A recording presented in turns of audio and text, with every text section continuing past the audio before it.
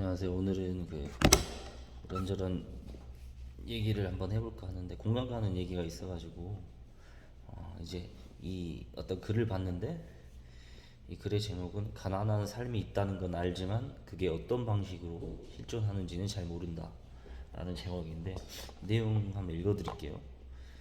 소위 말하는 잘 사는 친구들 꽤 만나봤었는데 애들은 정말 모른다. 내가 놀란 건 그거였다. 모른 척 하는 것도 아니고 정말 모른다. 우리 집은 수입이 많지만 나가는 것도 많다 라는 뜻은 보통은 그 수입이 많지 않다는 것을 잘 사는 친구들은 모른다.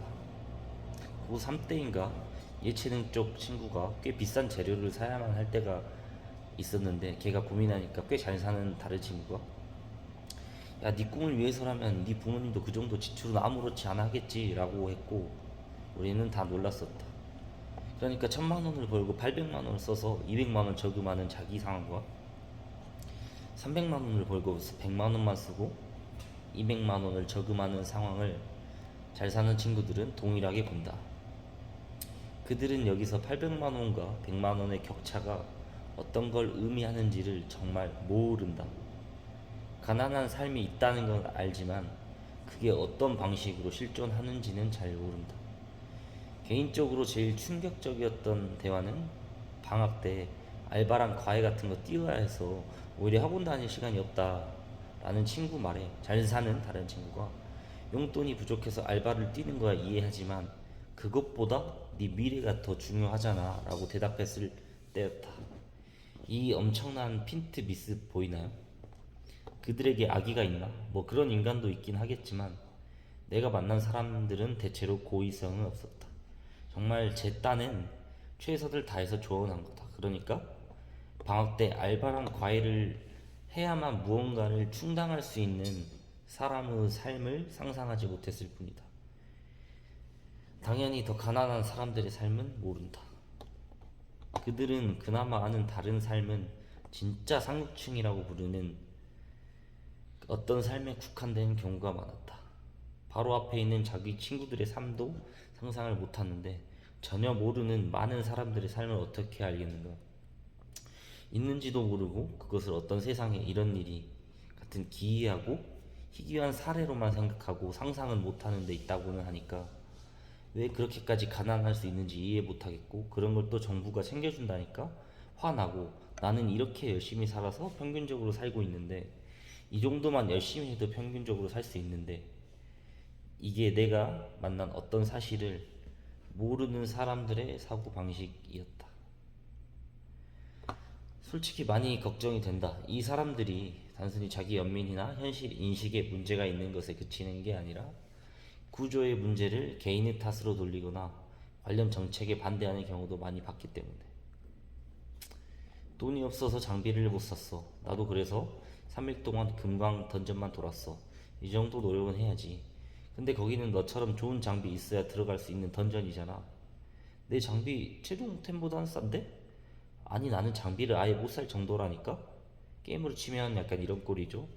그래서 어떤 종류의 상상력이라는 말을 가끔씩은 떠올리고는 합니다.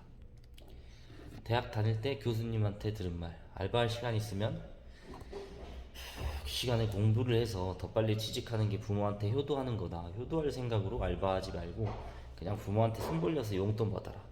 무려 3명한테 같은 소리를 들었는데 솔직히 교수님쯤 되면은 가정 형편이 어려운 대학생들 많다는 건 알지 않나?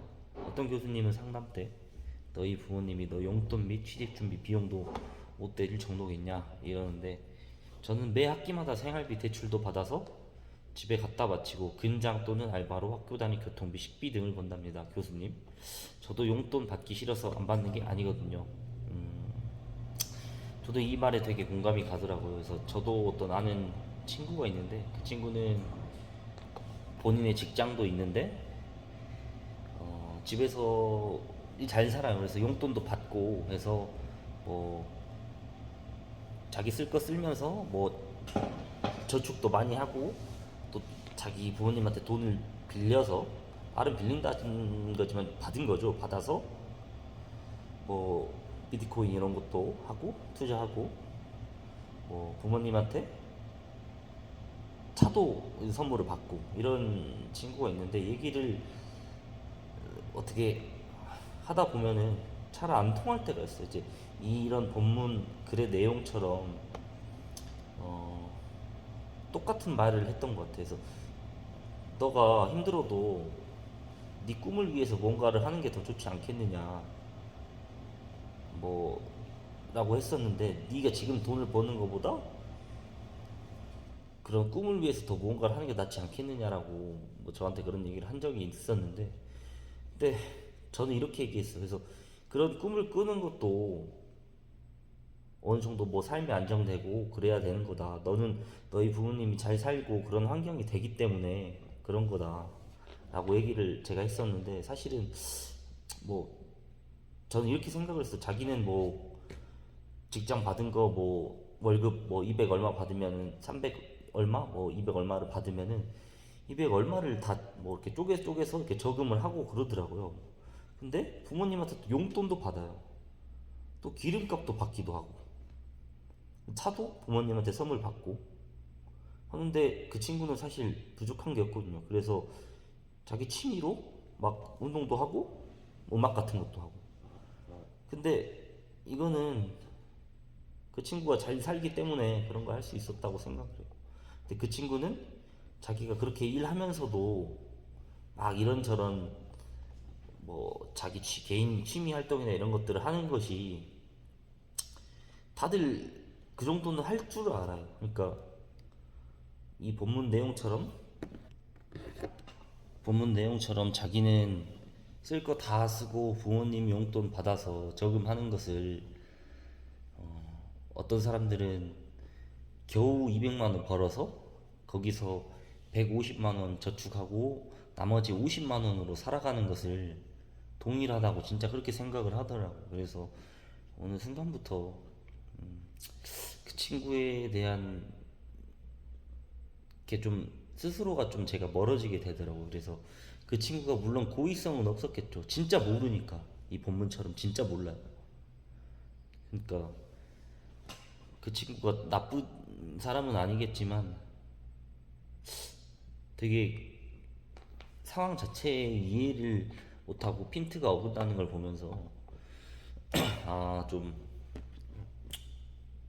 나와는 다른구나, 다른 생각을 많이 갖고 있구나, 이렇게 생각을 하게 되면서 스스로 개인적으로 좀 많이 스스로 멀어지게 제가 되더라고요. 그러니까 저는 그리 부유한 삶을 살지 못했었거든요. 그래서 뭐 학교 다닐 때도 보면 1년에 한 5번도 뭐 집에서 가족끼리 치킨 같은 걸 시켜 먹었던 적도 많지는 않았었어요. 그러니까 아, 뭐 때로는 제가 일하면서 뭐 이런 저런 삶에 허덕이면서 국밥 사 먹을 돈도 없었던 적도 되게 많았었고. 네, 네, 그런 삶을 겪어보지 않다 보니까 그 친구는 정말로 진짜 악의가 있는 게 아니라 진짜로 정말로 이해를 못 하더라고요. 그러니까 참 되게 이 글을 보고 공감이 많이 가더라고요. 그래서 여러분들도, 그러니까 그러다 보니까 이제 소위 말해서 이제 끼리끼리 어울려 다닌다라고 하는 게 형성이 되는 것 같아요. 그래서 자연스럽게 그런 친구들과 멀어지게 되더라고요. 왜냐하면 괴리감이 생겨버리니까 그런 것 같아요. 그래서 뭐 여러분들도 주위에 뭐 그런 분들이 있으신지 모르겠어요.